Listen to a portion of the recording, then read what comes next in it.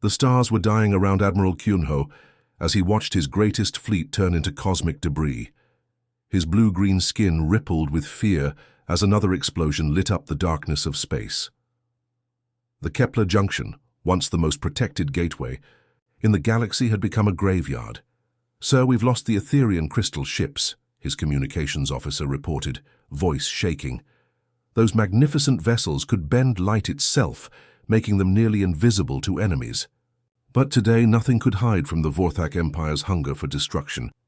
Kyun-ho's tentacles gripped his command chair as he watched Captain Hyun-soo's massive dreadnought get torn apart.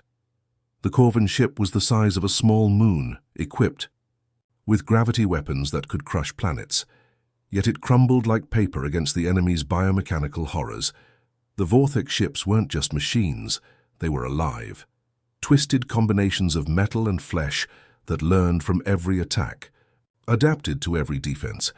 Each time the coalition forces fired their energy weapons, the organic hulls would shift and change, growing new armor that made the next shot useless. "How many species have they destroyed this way?" Kyun-ho whispered to himself. The answer was, too many to count. The Vorthak had swept across the galaxy like a plague, consuming entire civilizations. Their ships would arrive, study the local defenses for a few hours, then evolve the perfect counterattack. Lieutenant Hwan-soo ran up to the admiral, his young face pale with terror.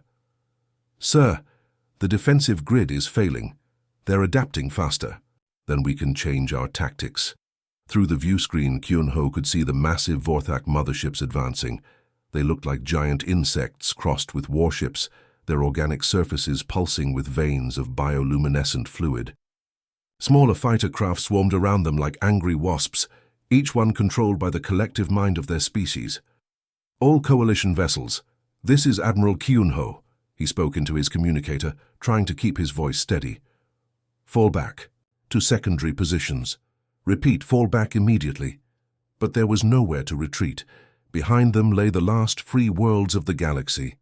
Billions of innocent beings, the peaceful plant-like Verdani, the crystalline Etherians, the aquatic thalassans like himself, all waiting to be consumed by the Vorthak hunger. Commander Sung-hee's voice crackled through the comm from her dying ship. "Admiral, they're inside our hull. The biomechanical parasites are eating through our systems from within." Her transmission cut to screaming, then silence. The coalition had prepared for this moment for decades. They had built the strongest alliance in galactic history, combining the best technology from hundreds of species. The Etherians provided stealth technology, the Corvans brought gravity manipulation, the Zephyrians contributed their energy shields. Together, they seemed unstoppable. But the Vorthak were different from any enemy they had faced. These creatures didn't just fight, they consumed and learned. Every destroyed coalition ship made them stronger. Every captured technology made them deadlier. "Sir, incoming transmission from the outer colonies," reported Lieutenant Hwan-soo. It's not good." The holographic display showed burning worlds, cities reduced to ash, entire populations vanishing into the Vorthak bioprocessors. Each conquered planet became a new breeding ground for their living ships. Kyun-ho closed his eyes for a moment, feeling the weight of failure crushing down on him. In just 6 hours, the greatest military force in galactic history had been reduced to scattered survivors running for their lives. "Open an emergency channel to all remaining vessels," he ordered. Full-spectrum broadcast.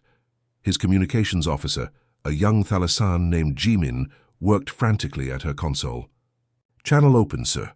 Broadcasting on all frequencies." Kyun-ho took a deep breath of the ship's recycled water-air mixture. This might be the last message the Free Galaxy would ever send. "This is Admiral Kyun-ho of the Galactic Coalition Defense Force. To any vessels receiving this transmission, the Kepler Junction has fallen. Coalition forces are at 90% casualties. We are making our final stand at Proxima Centauri system."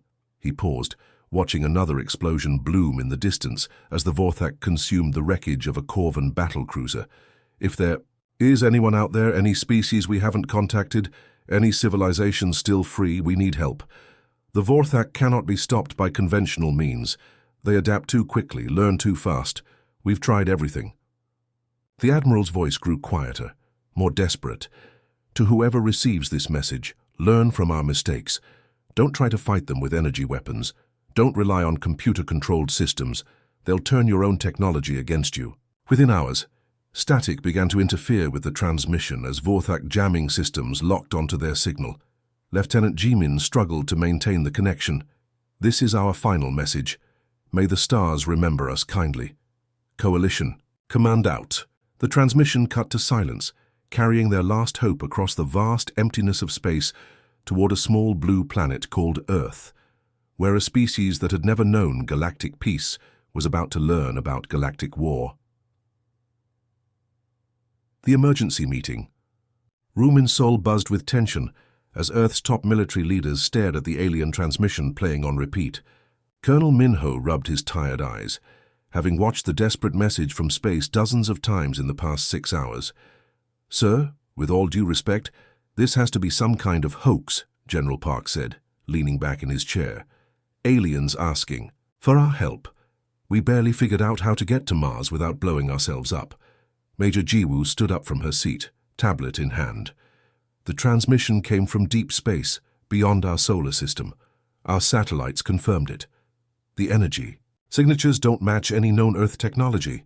Around the table, faces showed everything from disbelief to fear. Admiral Lee shook his head slowly. Even if it's real, what can we do? These coalition forces had weapons that bend light and control gravity. We're still using gunpowder and rockets. Colonel Minho had been quiet through most of the debate, but now he spoke up. Maybe that's exactly why we need to go. The room fell silent. All eyes turned to the colonel, who had spent 20 years in special operations before moving to strategic command. Think about it, Minho continued, standing up and walking to the holographic display showing the alien message. These Vorthak creatures have been winning by adapting to advanced technology. They study energy weapons and develop counters. They hack computer systems and turn them against their enemies. He pointed at the image of a destroyed alien warship. But what if they've never faced anything like us? What if their greatest strength becomes their weakness?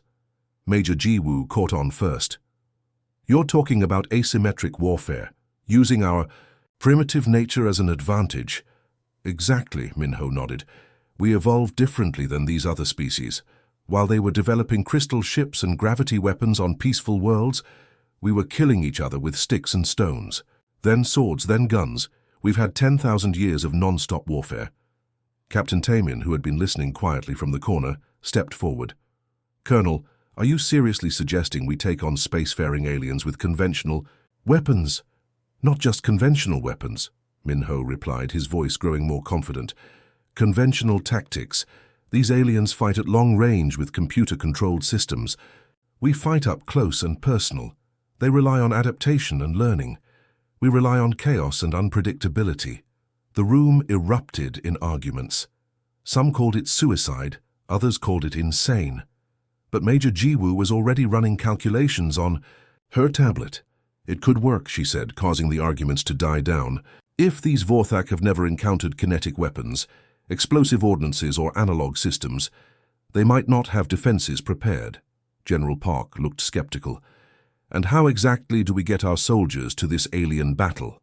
Our fastest ship would take centuries to reach the nearest star. We don't have centuries, Colonel Minho said grimly. But we do have the Indomitable project. Everyone in the room knew about the classified prototype, Earth's first true interstellar vessel, built in secret over the past 5 years using reverse-engineered technology from a crashed probe. It was untested, dangerous, and their only shot at reaching the stars. Captain Dongwook, the Indomitable's designated commander, leaned forward. The ship can carry maybe 200 people maximum. That's not exactly an invasion force. It doesn't need to be, Major Jiwoo interjected. Small teams, surgical strikes. We're not trying to win a conventional war. We're trying to create enough chaos to give the coalition survivors a chance. Colonel Minho nodded. We select the E. Best of the best. Navy SEALs for adaptability in any environment. SAS for precision operations behind enemy lines. Spetsnaz for, well, for being absolutely ruthless when it matters. The planning began immediately. Within hours, teams were contacting elite soldiers around the world. The mission parameters were simple. Volunteer for a one-way trip to save alien civilizations, using nothing but human ingenuity and Earth weapons. Sergeant So Young was cleaning her rifle in the barracks when Captain Jae Min approached her. So Young, I need to ask you something crazy. She looked up from her weapon maintenance. How crazy? Space aliens are losing a war. They need our help. We leave tomorrow, probably never come back. So Young considered this for exactly 3 seconds. Where do I sign? Similar conversations happened in military bases across Earth. Lieutenant Young Ho left his wedding planning to join the mission. Corporal Hai Jin postponed her medical school applications. Staff Sergeant Tae Hyun told his mother he was going on a training exercise that might last a while. None of them lied about the dangers. They all knew the odds of survival were practically zero. But something in the alien transmission had touched them, the desperation, the finality, the acceptance of defeat. These coalition species fought together for centuries, Colonel Minho told the assembled volunteers. Different worlds, different cultures, but they stood as one against extinction. Now they're asking us to stand with them. He looked at the faces before him, young and old from dozen different countries representing the best Earth had to offer. We're going to show the galaxy something new. We're going to show them what humans do when the odds are impossible and retreat isn't an option. The Indomitable launched 12 hours later, carrying Earth's finest warriors toward their first interstellar war. The Indomitable dropped out of hyperspace with a violent shudder that sent Sergeant So Young crashing into the bulkhead. Emergency. Lights bathed the ship in red as Captain Dongwook's voice crackled over the intercom. All hands, we've arrived at Proxima Centauri. And folks, it's worse than we thought. Through the reinforced viewport, So Young could see the aftermath of galactic war. 3 massive alien ships hung in space like dying whales, their hulls cracked and bleeding atmosphere. Around them circled dozens of Vorthak vessels, twisted things that looked like someone had crossed a spider with a battleship and brought it to life. Lieutenant Young Ho pressed his face against another window, his breath fogging the glass. Those coalition ships are beautiful, he whispered. One of them was made entirely of what looked like living crystal, catching starlight and bending it into rainbow patterns. Another seemed to be built from liquid metal that flowed and shifted, even as they watched. Beautiful and dying, Corporal Hai Jin added grimly. She was monitoring the radio frequencies, trying to pick up alien communications. I'm getting distress signals from all 3 ships. They're running out of power, air, everything. The Vorthak siege fleet had formed a perfect sphere around their prey, like wolves surrounding wounded deer. Their biomechanical ships pulsed, with organic rhythms, veins of bioluminescent fluid running along their hulls. Some had what looked like giant eyes that tracked movement in space. Captain Jae Min joined them at the viewport, studying the enemy formation. They're not even bothering to attack anymore. They're just waiting for the coalition ships to die on their own. That's when the Vorthak noticed the Indomitable. At first, nothing happened. The enemy ships continued their patient orbiting, ignoring the small human vessel completely. On the coalition ships, alien crews were probably wondering who these newcomers were and why they had such primitive technology. Staff Sergeant Tae Hyun was in the weapons bay, checking their equipment one last time.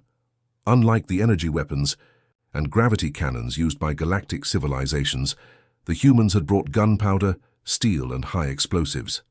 His team was loading magazines with simple bullets that would have been familiar to soldiers from Earth's 20th century. "Sir," called out Communications Officer Min Jung from her station, "I'm picking up a transmission from one of the coalition ships. They're trying to warn us off." The message came through in broken English, transmitted by some kind of universal translator. The voice was melodic, almost like singing, but filled with despair. "Unknown vessel. This is Captain Lyra of the Etherian starship Prism. You must flee immediately. The Vorthak will adapt to your weapons within hours. Your sacrifice will be meaningless." Colonel Minho stepped onto the bridge, already suited up, in combat gear. "Send a reply. Tell them we're not here to sacrifice ourselves. We're here to win." "Sir, with respect," Captain Dongwook said, "look at those Vorthak ships. They're massive. Our weapons are designed for fighting humans, not whatever those things are." Minho smiled grimly.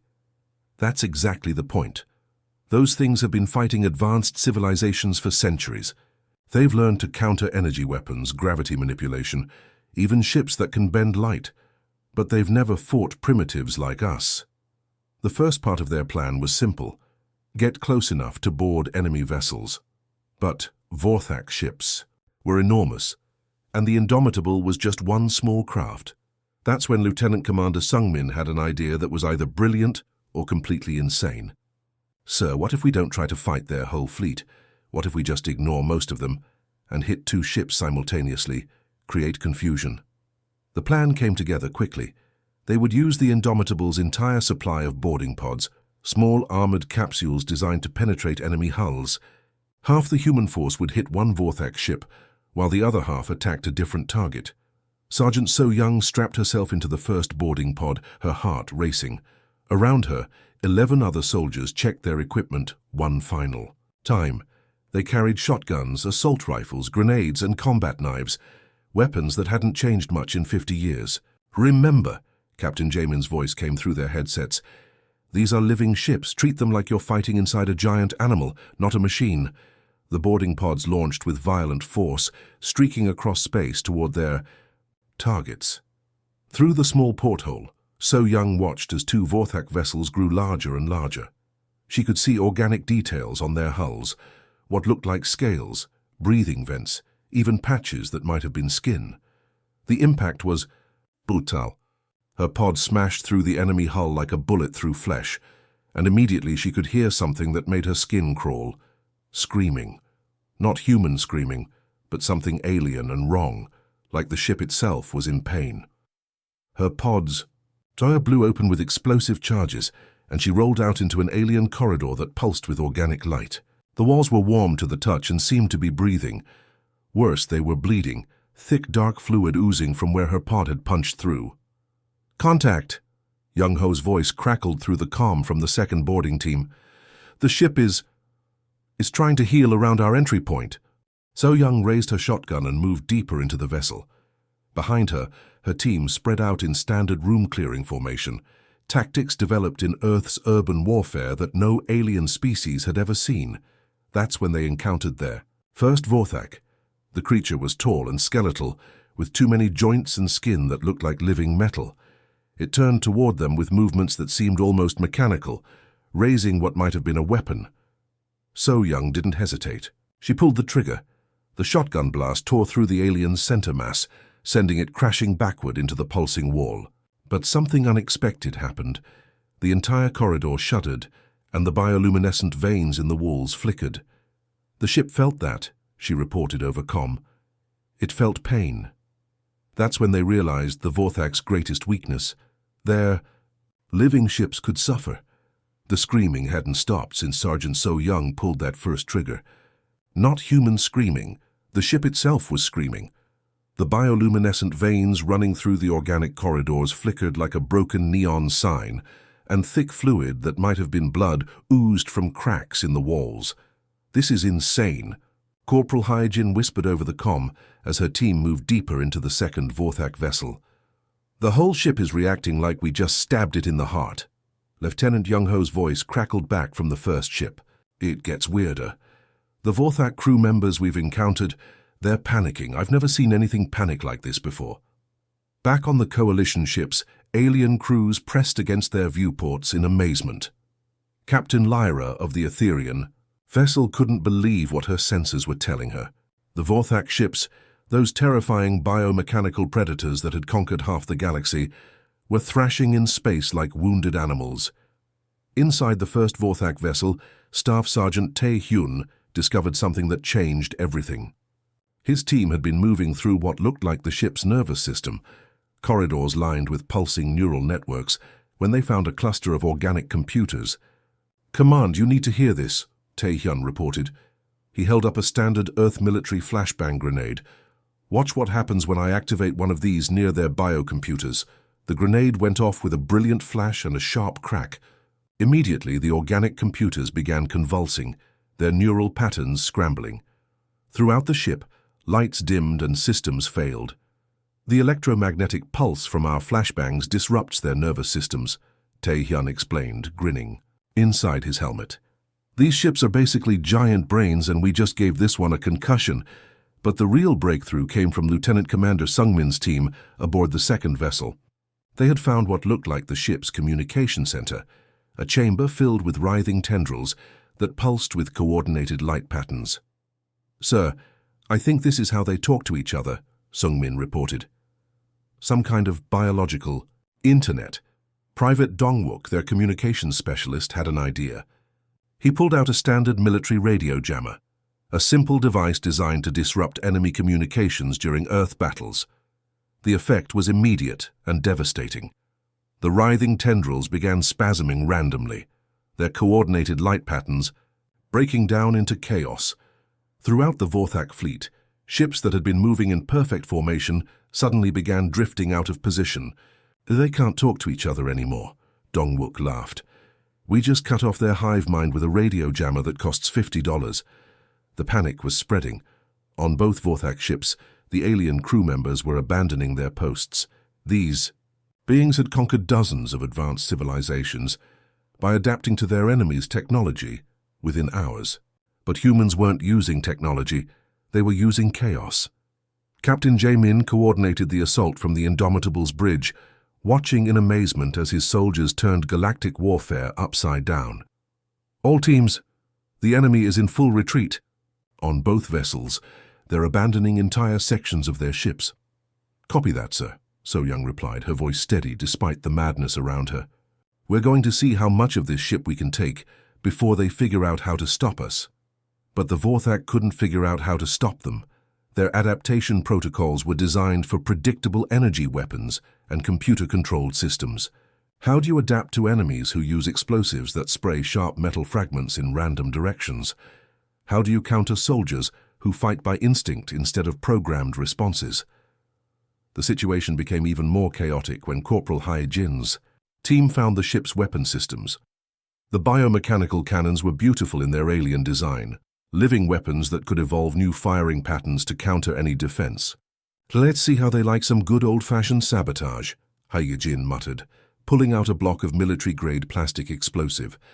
She attached it to what looked like the weapon's main neural cluster and set a timer.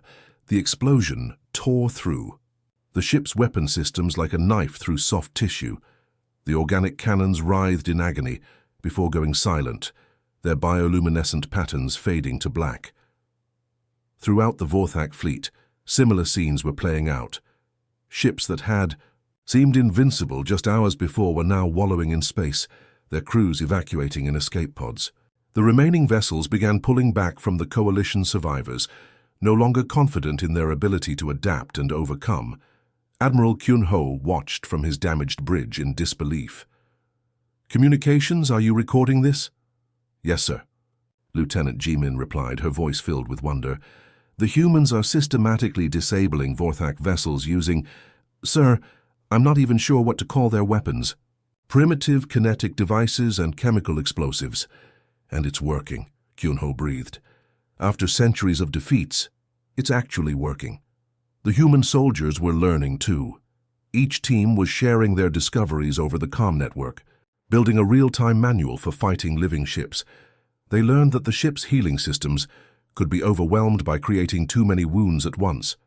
They discovered that the organic computers became confused when faced with too much random noise and electromagnetic interference. Most importantly, they learned that the Vorthak had one critical weakness. They had never faced an enemy that embraced chaos as a battle strategy. Staff Sergeant Tae-hyun's voice came over the comm from deep inside the first vessel. "Command, I think we found something big. This ship has some kind of queen chamber. The whole place is covered in neural networks." "Careful," Colonel Min-ho replied. "That might be their central command system." "Copy that, sir. But you know what? I think it's time these space bugs learned what a thermobaric grenade can do." The explosion that followed could be seen from the coalition ships, a brilliant flash that seemed to come from within the Vorthak vessel itself. The massive biomechanical ship convulsed once, then went completely dark. For the first time in the war, a Vorthak ship had been completely destroyed by boarding action, and Earth's reinforcements were already on their way. 3. Months later, the skies above Proxima Centauri looked very different. Where once a small human ship had faced impossible odds, now dozens of Earth vessels hung in formation alongside the rebuilt coalition fleet. The reinforcements had arrived with something the galaxy had never seen before: human military doctrine. Colonel Minho stood on the bridge of the flagship UES Defiance, watching as mixed human-alien crews prepared for what everyone hoped would be the final battle. Beside him, Admiral Kyun-ho studied tactical displays that showed concepts his species had never imagined. "Your people have changed everything," the Thalassen commander said, his tentacles gesturing at the screen. "Combined arms tactics, electronic, warfare, boarding actions. We spent centuries developing the most advanced weapons in the galaxy, and you're teaching us to fight with grenades and radio jammers." Minho smiled. "Sometimes the old ways work best, especially when your enemy has never seen them before."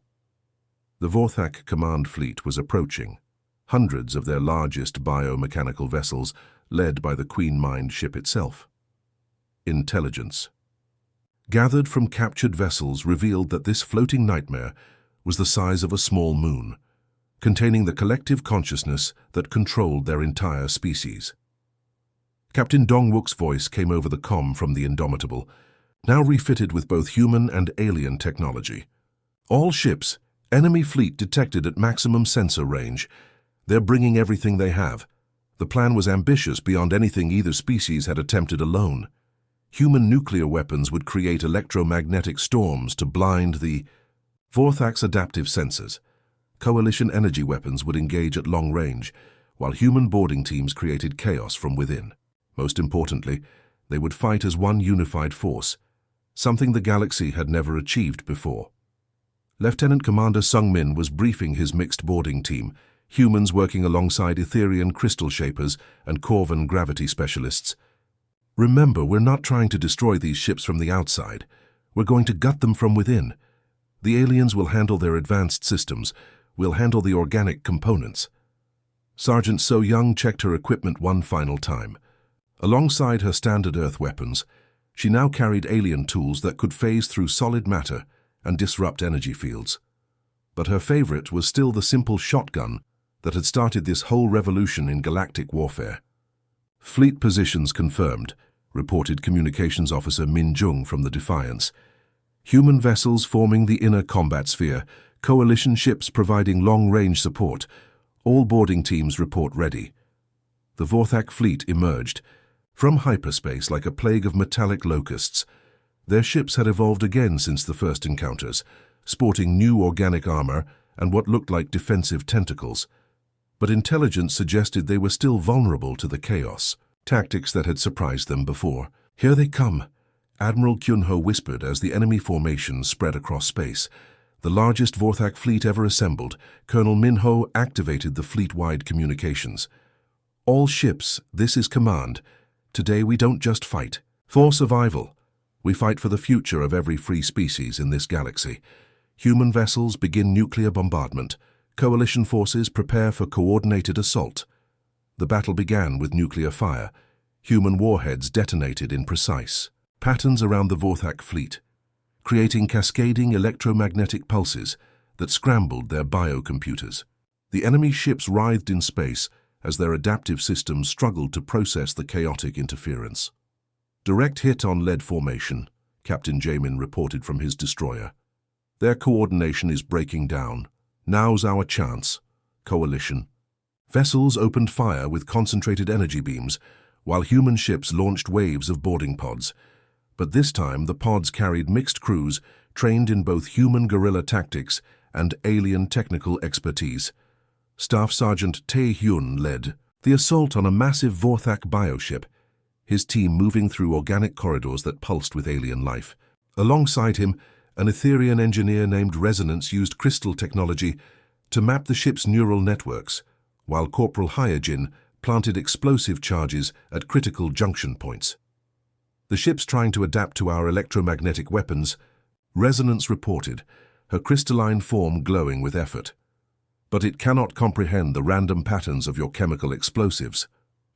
"That's the beauty of human warfare," Tae-hyun grinned. attaching another demolition charge to what looked like a major nerve cluster. We've been perfecting chaos for thousands of years. The breakthrough came when Lieutenant Young Ho's team penetrated the Queen-mined vessel itself. The command ship was unlike anything they had encountered, a living cathedral of organic technology, with neural networks spanning kilometers and consciousness streams that connected to every Vorthak ship in existence. "Command, we've found it," Young Ho reported, his voice tight with tension. "The central processing core, it's beautiful and terrible at the same time." The Queen Mind chamber was vast beyond imagination, filled with pulsing brain coral that processed information from across the galaxy. At its center sat the Queen Mind itself, an ancient consciousness that had orchestrated the conquest of dozens of civilizations. Colonel Minho had insisted on leading this final assault personally. He stood before the alien intelligence, carrying a single nuclear device that could turn the entire ship into cosmic dust. "You cannot understand us." The Queen Mind spoke directly into his thoughts, its voice like the sound of dying stars. "We have consumed species beyond counting. We adapt to all threats. We overcome all resistance." Minho smiled grimly. "That's your problem. You've never met a species that turns suicide into a tactical advantage." The alien consciousness tried to process this concept. Beings who would choose mutual destruction over defeat. Its adaptation, protocols had no response to enemies who embraced death as readily as victory. "When extinction is the alternative," Minho said, his hand on the nuclear trigger, "there are no impossible odds, only insufficient motivation." For the first time in its existence, the Queen Mind experienced pure terror. Not the fear of defeat, but the fear of facing an enemy it could never understand or predict. The Vorthak fleet began withdrawing immediately, their collective consciousness unable to cope with the concept of adversaries who viewed their own deaths as acceptable collateral damage. They had conquered the galaxy through adaptation and logic. They could not conquer madness itself. 6 months later, human military academies were being established on worlds across the galaxy. Alien cadets learned human concepts like acceptable losses and tactical retreat, and fighting dirty when survival is at stake. Sergeant So Young, now promoted to instructor rank, watched a mixed class of recruits practice room-clearing techniques. Her students included crystalline beings who could bend light, aquatic creatures who manipulated gravity, and energy-based life forms who existed as pure thought. "Today's lesson is simple," she told them, hefting her old shotgun. "Sometimes the most advanced technology in the universe can't beat a stubborn soldier with a simple weapon and the absolute refusal to give up." The galaxy had learned a new motto, painted on the hulls of ships and carved into academy walls. "Insufficient motivation is the only impossibility." Humanity had taught the stars how to be human,